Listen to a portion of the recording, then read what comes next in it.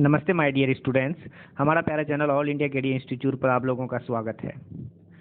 बच्चों, मैं आप लोगों के लिए बहुत अच्छा अपॉर्चुनिटी लेके आया हूँ, स्पेशली उन बच्चों के लिए जो नीट के लिए ड्रॉप किए हैं या फिर जो नीट की प्रिपरेशन कर रहे हैं।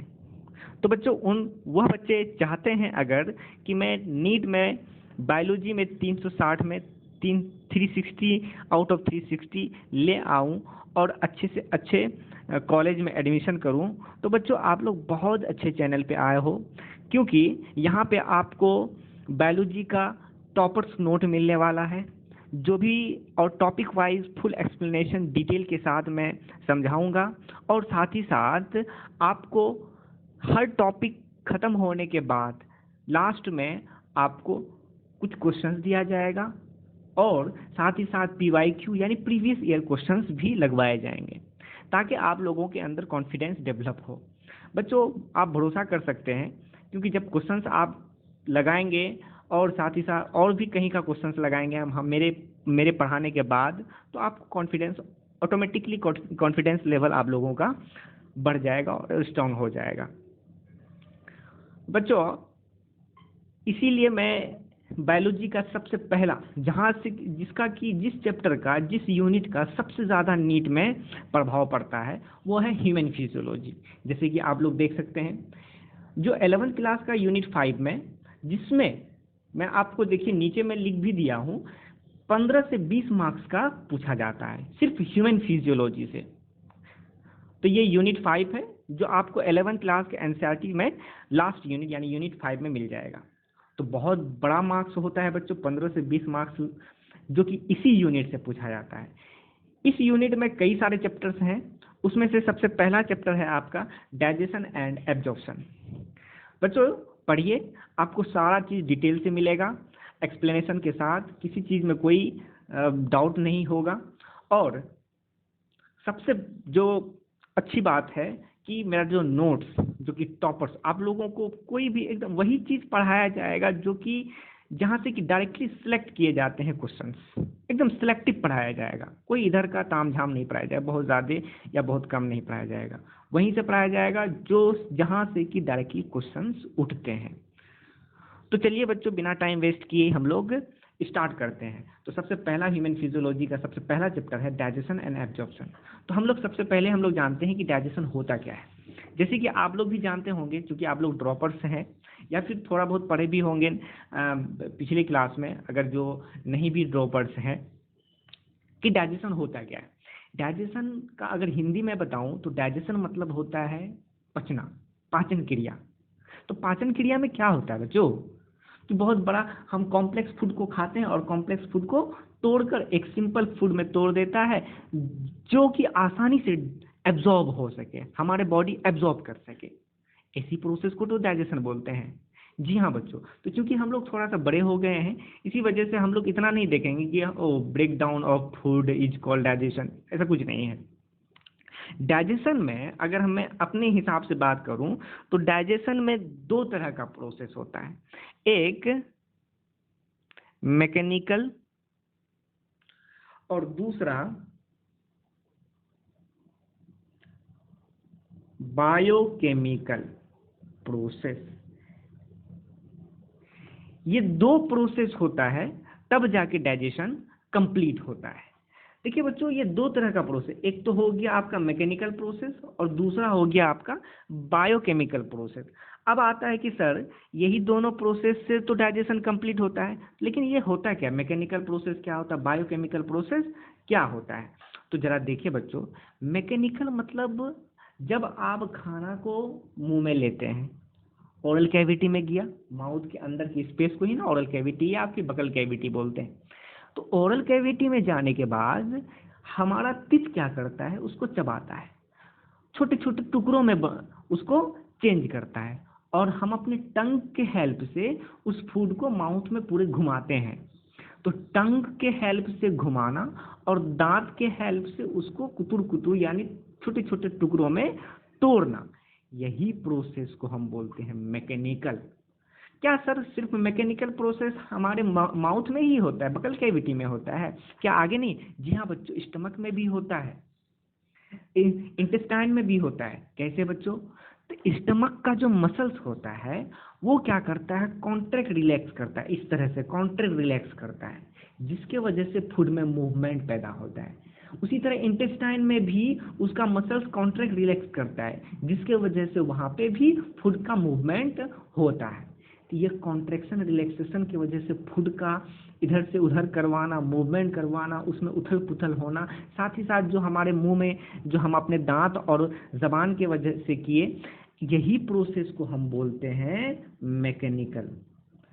और फूड का मूवमेंट या फूड में मैकेनिकल प्रोसेस कहाँ, माउथ में अगर होगा, बकल कैविटी में होगा, तो वैसे ही प्रोसेस को हम बोलते हैं मैस्टिकेशन।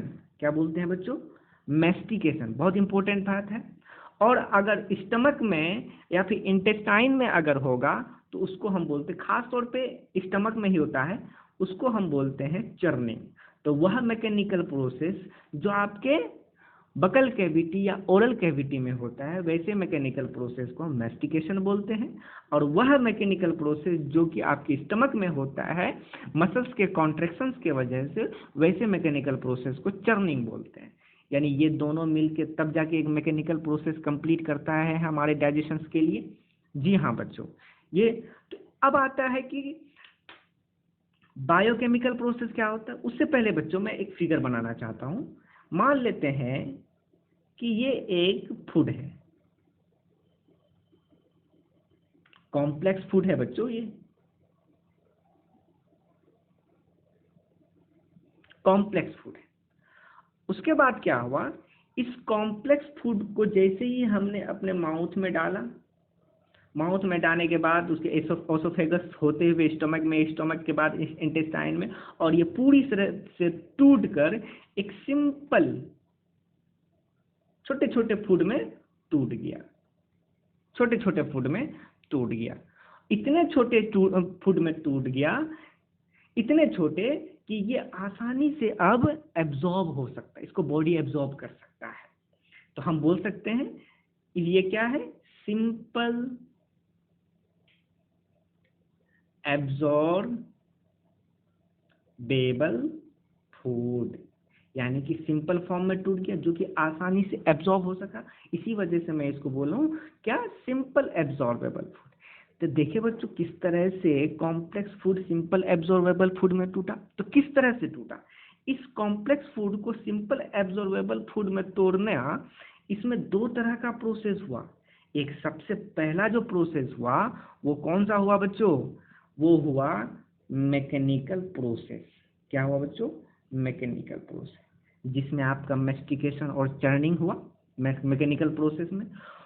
इतना ही नहीं, मैकेनिकल प्रोसेस तो हुआ, मैस्टिकेशन और चर्निंग तो हुआ, साथ ही साथ आपका बायोकेमिकल प्रोसेस भी हुआ। और सर बायोकेमिकल प्रोसेस क्या होता है? बायोकेमिकल प्रोसेस वह प्रोसेस को बोलते हैं जिसमें एंजाइम्स की हेल्प से हम फूड को तोड़ते हैं। एंजाइम्स के हेल्प से अगर फूड में किसी तरह का रिएक्शंस होके food, complex food simple absorbable food में अगर टूटता है, तो वैसे ही प्रोसेस को बायोकेमिकल प्रोसेस बोलते हैं। क्लियर?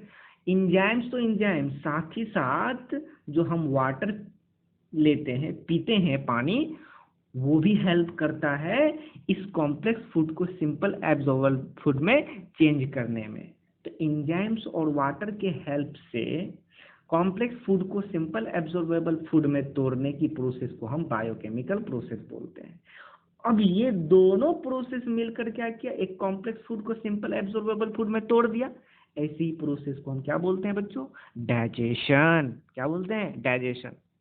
बच्चों मैं यहाँ पे एक इंपॉर्टेंट बात बताना चाहूंगा, ये जो वाटर है, वाटर से रिलेटेड या वाटर के हेल्प से जो एंजाइम्स फूड को डाइजेस्ट करता है, वो सारे एंजाइम्स को हाइड्रोलेज बोलते हैं।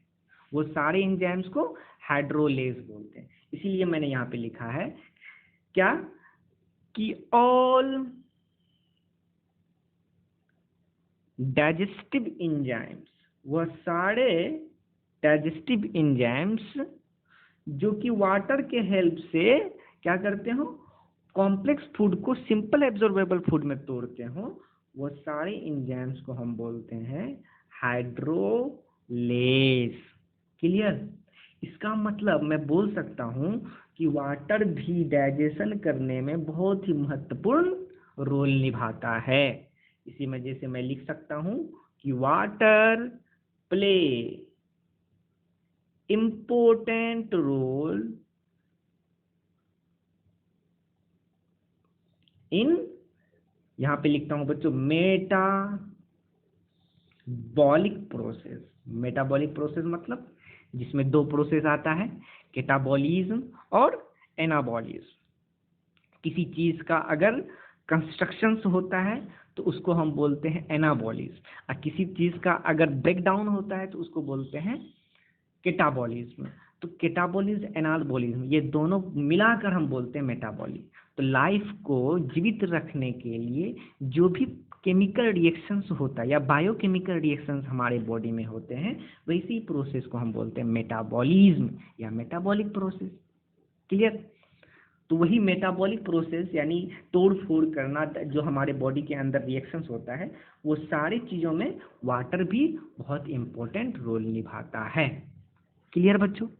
तो ये था डाइजेशन। तो आप लोगों को याद रखना है कि मैकेनिकल प्रोसेस क्या, केमिकल बायोकेमिकल प्रोसेस क्या, और मैकेनिकल प्रोसेस में ये मेस्टिकेशन और चर्निंग ये सारे चीज़ आते हैं। क्लियर?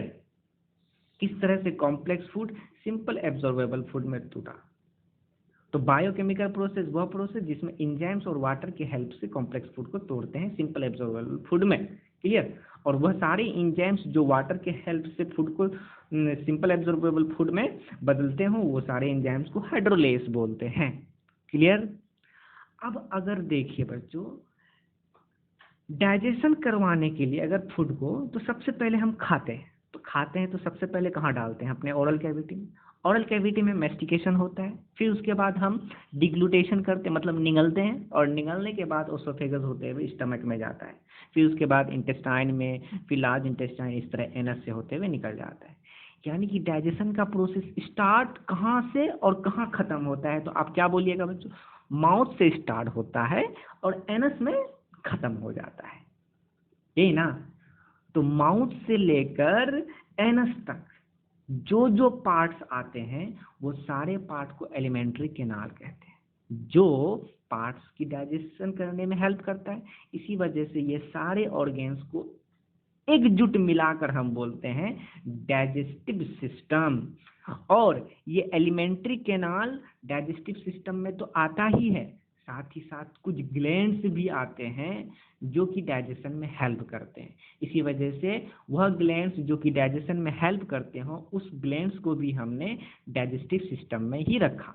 तो डाइजेस्टिव सिस्टम में कुछ ग्लैंड से आते हैं, और साथ ही साथ हमारा एलिमेंट्री कैनाल या गट आता है, जो माउथ से एनस तक का पार्ट कहलाता है।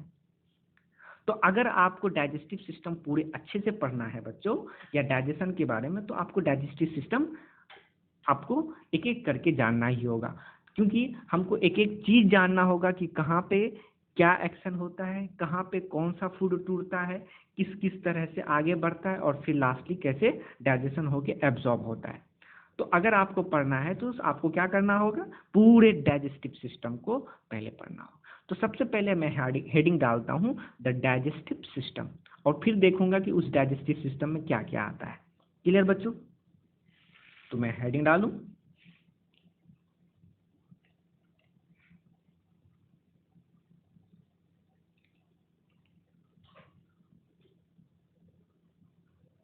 The digestive system. पूरे डाइजेस्टिव सिस्टम को बच्चों दो पार्ट में बांटा गया है। कितने पार्ट में? दो पार्ट में बच्चों। एक है जो कि कुछ ग्लैंड्स होते हैं, जिसको मैं बोल सकता हूं एसोसिएटेड ग्लैंड्स। क्लियर? और दूसरा एलिमेंट्री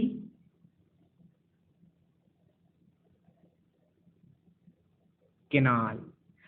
एलिमेंट्री कैनाल मतलब बच्चों माउथ से लेकर एनस तक को हम क्या बोलते हैं, एलिमेंट्री कैनाल या गट भी बोलते हैं।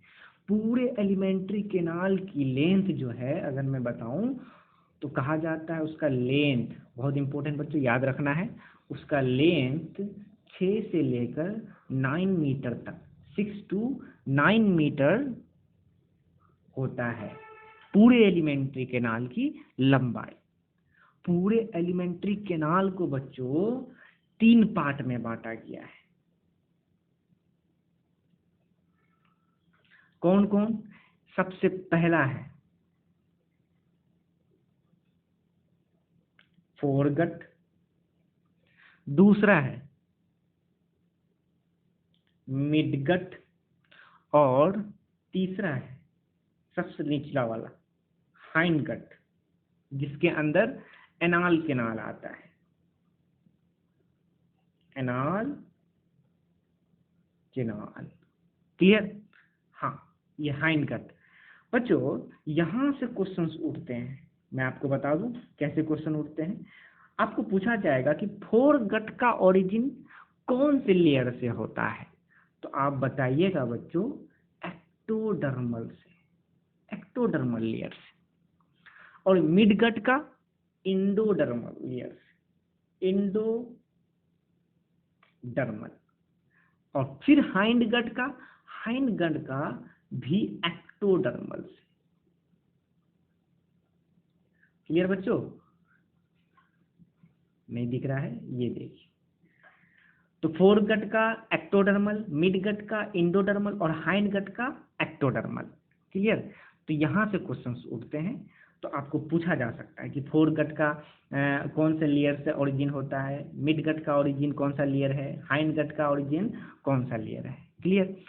अब हम लोग आते हैं किसमें, एसोसिएटेड ग्लैंड्स, यानी कुछ ग्लैंड्स जो कि डाइजेशन में हेल्प करता है, इसी वजह से तो उसको डाइजेस्टिव सिस्टम में रखा गया। तो कौन कौन से ऐसे ग्लैंड्स हैं, तो मैं आपको बता दूं कुल मिला के 5 ग्लैंड्स होते हैं जो कि डाइजेशन में हेल्प करता है। सबसे पहला जो आपके ओरल कैविटी में होता है, सिलेवरी, ओरल कैविटी में तो नहीं, ओरल कैविटी के बाहर होता है, जिसको हम बोलते हैं सिलेवरी ग्लैंड्स। दूसरा है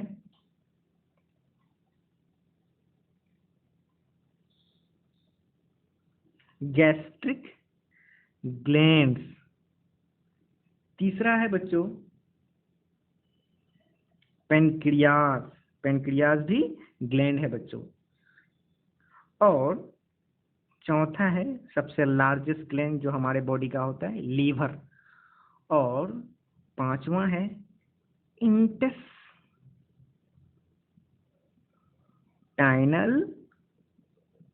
ग्लैंड्स। क्लियर बच्चों? तो ये कुछ एसोसिएटेड ग्लैंड। अब ये एलिमेंट्री कैनाल और कुछ एसोसिएटेड ग्लैंड्स, ये सब मिलकर पूरे डाइजेस्टिव सिस्टम का निर्माण करता है, जो कि डाइजेशन में हेल्प करता है बच्चों। जी हाँ। अब देखिए बच्चों, अगर आपको पढ़ना है तो सबको बारी बारी से पढ़ेंगे और फिर बारी बारी से पढ़कर एक चीज जानेंगे कि कहाँ पे क्या होता है। तो सबसे पहला हम स्टार्ट करते हैं डाइजेस्टिव सिस्टम का, क्या बच्चों, बकल कैविटी। तो स्टार्ट करूं?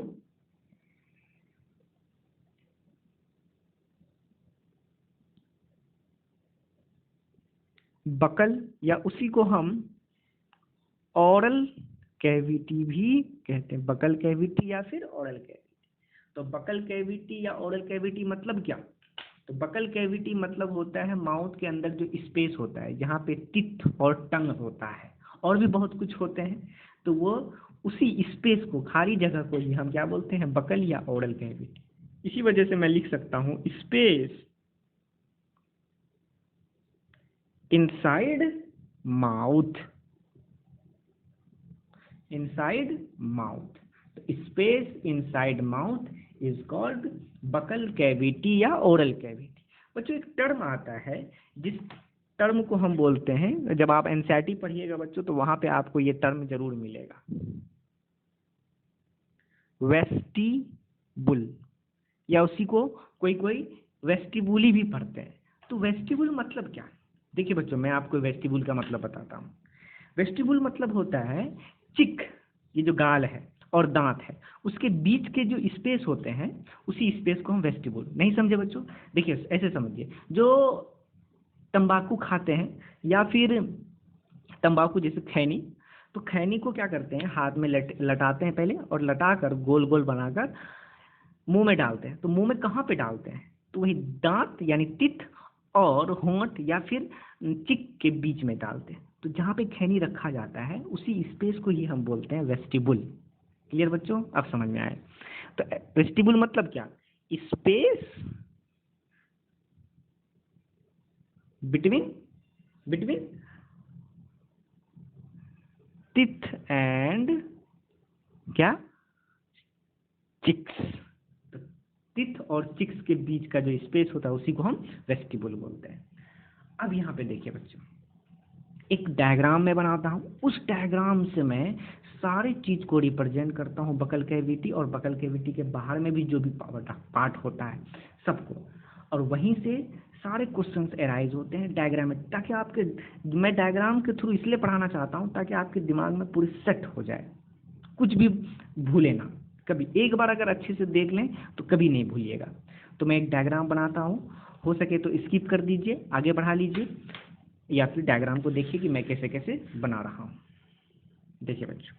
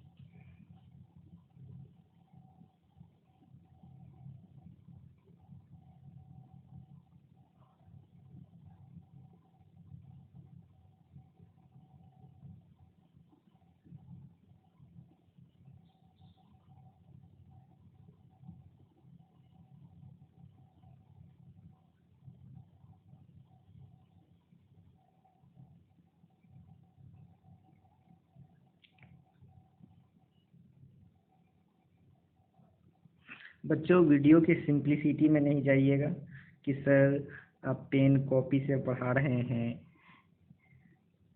तो पता नहीं कैसा होगा, नहीं होगा। तो इसमें सिंप्लिसिटी में नहीं जाइए बच्चों, आप अंदर के कंटेंट को देखिए और देखिए कि मेरा जो समझाने का तरीका है वो आपको समझ में आ रहा है कि नहीं, बस उसको, उस पर ध्यान दीजिए। और नोट्स जरूर बनाइए बच्चों, मैं जो नोट्स है ये बहुत अच्छा नोट्स होता है, जरूर बनाइए। आप ड्रॉपर्स के लिए बहुत अच्छा है, और ये फिर जो भी नीट्स की तैयारी कर रहे हैं उसके लिए बहुत अच्छा है, और जो रिवाइज करना चाहते हैं वो भी ज़रूर देखें, क्योंकि मैं बहुत अच्छे तरीके से पढ़ाने वाला हूँ आप लोगों को।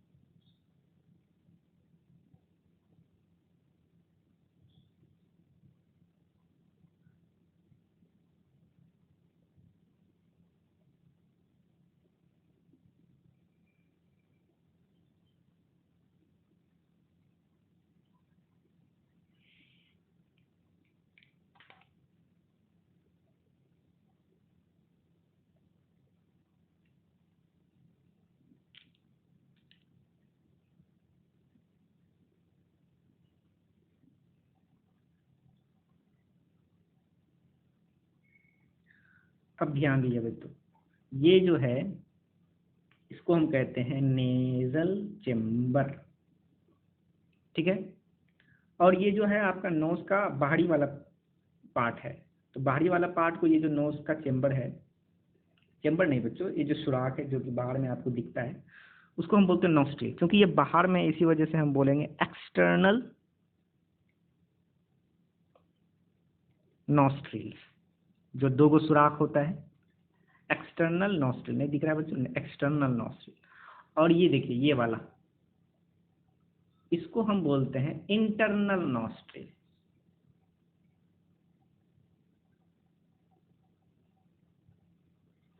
इंटरनल नॉस्ट्रिल, क्लियर, ठीक है। और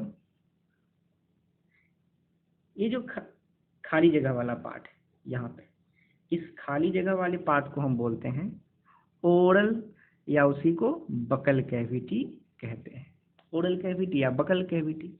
और यहाँ जो बाहर वाला पोर्शन है, इसको हम बोलेंगे, जो हम लोग जानते भी है, माउथ। इसको हम बोलते हैं माउथ, क्लियर।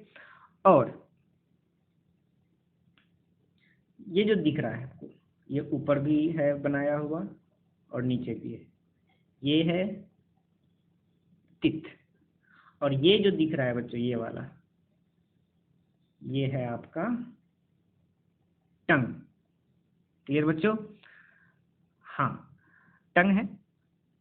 अब यहाँ पे देखिए बच्चों, ये वाला जो पीछे साइड वाला पाइप है, इसको हम बोलते हैं ओसोफेगस, जिसके द्वारा फूड जो है आपके स्टमक में जाएगा।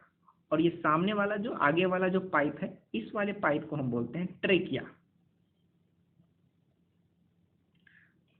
इस वाले पाइप को हम बोलते हैं ट्रेकिया, सामने वाला पाइप को बोलते हैं ट्रेकिया, ठीक है। अब ये ट्रेकिया जिसके थ्रू एयर जाता है, ट्रेकिया का जो ये ओपनिंग वाला पार्ट है बच्चों, इस ओपनिंग पार्ट को हम बोलते हैं ग्लोटिस। और ओसोफेगस का ओपनिंग वाले पार्ट को हम बोलते हैं गुलेट। याद रखिएगा बच्चों, बहुत इंपॉर्टेंट है, पूछ सकता है। ओसोफेगस का ओपनिंग को हम क्या बोलते हैं, गुलेट। ट्रेकिया के ओपनिंग को हम क्या बोलते हैं, ग्लोटिस। और यहाँ पे जो ये वाला देख रहा है बच्चों, ये वाला, ये कार्टिलेज का बना होता है, कार्टिलेजिनस फ्लैप है। जब हम, तो देखिए बच्चों, ये वाला जो कैविटी, ये अंदर में जो ये कैविटी है, इस कैविटी को हम बोलते हैं फेरिंग्स। फेरिंग्स एक कॉमन पैसेज है, जिस कॉमन पैसेज में एयर भी, ये नोज के थ्रू आपका एयर भी आएगा तो इसी फेरिंग्स में आएगा, और आपके बकल कैविटी के थ्रू, माउथ के थ्रू भी फूड जो आएगा वो भी यहीं पे आके मिलेगा। तो चूंकि एयर और फूड दोनों का कॉमन पैसेज होता है ये फेरिंग्स, और ये फेरिंग्स, अब यहाँ पे जो है फूड आएगा, तो हो सकता है फूड जो है आपके ट्रेकिया में भी इंटर कर सकता है, लेकिन आपको फूड तो ओसोफेगस में इंटर करवाना है, लेकिन हो सकता है ट्रेकिया। अब अगर ट्रेकिया यानी विंड पाइप में अगर आपका फूड चले गया तो आपका स्पोर्ट डेट हो सकता है। विंड पाइप में कभी नहीं जाना चाहिए फूड आपका। तो फिर कैसे होगा, ये तो कॉमन पैसेज है। यहाँ पे तो ऐसा लग रहा है कि जैसे अगर खाना इधर से आएगा तो सबसे पहले यहीं पे जाएगा, विंड पाइप में यानी ट्रेकिया में ही जाएगा। तो फिर क्यों नहीं जाता है, फिर यहाँ से घूम के इधर आपका ओसोफेगस में कैसे आता है, वो ऐसे आता है क्योंकि यहाँ पे एक ढक्कन है, ये, इस ढक्कन को हम बोलते हैं एपिग्लोटिस, जो कार्टिलेज का बना होता है।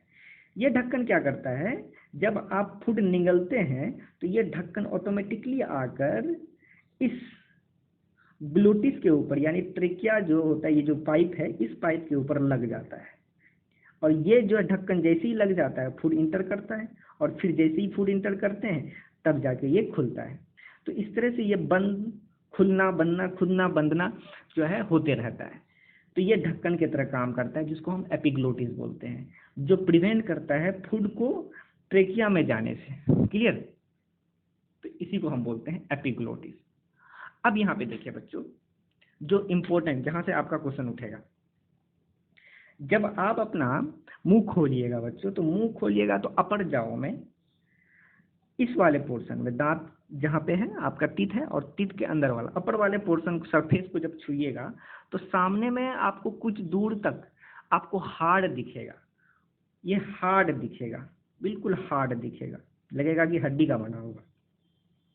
और उसके बाद फिर जैसे ही अंदर जाते जाइएगा तो ये हार्डनेस खत्म हो जाता है, उसके बाद सॉफ्ट सॉफ्ट बन जाता है।